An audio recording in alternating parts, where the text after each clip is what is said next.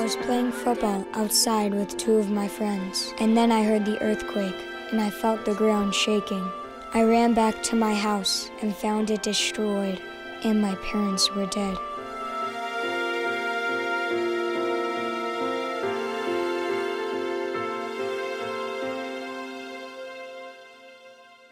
A nation that was already on its knees from poverty and suffering, Haiti was knocked to the ground by the disastrous earthquake of January 2010. The majority of its children were already struggling, malnourished, without access to safe water or protected by immunization. Operating in Haiti since 1949, when disaster struck, UNICEF was in a position to launch into action. Despite huge obstacles, a damaged seaport, bottlenecked airport, and impassable roads, within days, UNICEF was doing what it does best, saving and protecting young lives. We have been doing a lot of things in water and sanitation, in nutrition, in health, vaccination, in making a difference for children here. When emergencies strike, children become more vulnerable than ever to disease. UNICEF quickly organized mass immunization campaigns, and 1 year later, almost 2 million children have been protected against 7 deadly illnesses. For parents who have already endured painful losses, this has been a huge relief. I was cooking on the roof when the earthquake hit. I covered my 2 smallest children with my body, but my other 2 children were in the house and they didn't have the chance to run. I couldn't save them. I came here to vaccinate the 2 children I have left because I want them to survive. 1/3 of Haiti's children were struggling with malnutrition before the quake, and without quick action, things could have taken a disastrous turn. UNICEF is supporting therapeutic feeding centers, which have treated over 11,000 children with acute malnutrition. One grateful recipient of UNICEF's help is Michel Michelet, proud father to Sabrina. His wife, Marie, pregnant when the quake hit, was severely injured when a block of cinder crushed her shoulder. Her baby was born prematurely, and Marie died 10 days later. He found himself in a situation where, with a new baby for the first time, nobody to breastfeed the baby, and he had to turn to UNICEF for help.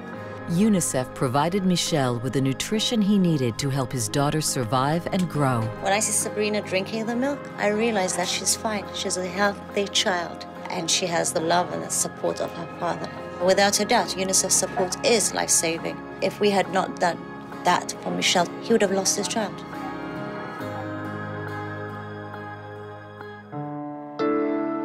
Within the first week, UNICEF was racing drinking water to 150,000 people a day. And at the height of the post-quake emergency, UNICEF and partners were reaching 1.2 million people with safe, clean water. And then the cholera crisis struck, ending almost 3,000 lives and stretching recovery efforts to their limits. UNICEF is pouring resources into stopping cholera, supporting 72 treatment centers, providing over 10 tons of chlorine and 45 million water purification tablets, and working in 6,000 schools, nutrition centers, and orphanages to distribute soap, tablets, and train teachers and children in safe hygiene practices. One cruel result of humanitarian emergencies is the separation of children from their parents, leaving them vulnerable to exploitation and abuse. In the aftermath of the earthquake, children who had lost parents or had become separated from caregivers were left wandering the streets and camps alone. Ralph was one of those children. It was the earthquake that brought me here. I saw the house shaking and I just ran out. When my mother and father died, a man named Ronald brought me here. There are many like Ralph. They were on the streets at 4:52 in the afternoon, and all of a sudden, you know, everything disappears and they are alone. Ralph was brought to a UNICEF-sponsored child-friendly space where he and his younger brother Kensley were taken care of. 1 year after the emergency, UNICEF has established 369 safe spaces where almost 95,000 children receive counseling, education, and recreational activities that are helping them reclaim lost childhoods. UNICEF has also worked to reunite children with missing relatives. 5,000 children have been registered, and over 1,200 have been reunited with their families.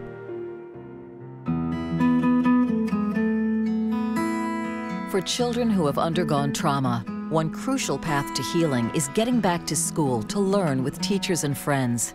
Almost 5,000 schools were affected by the earthquake, shutting down Haiti's entire education system.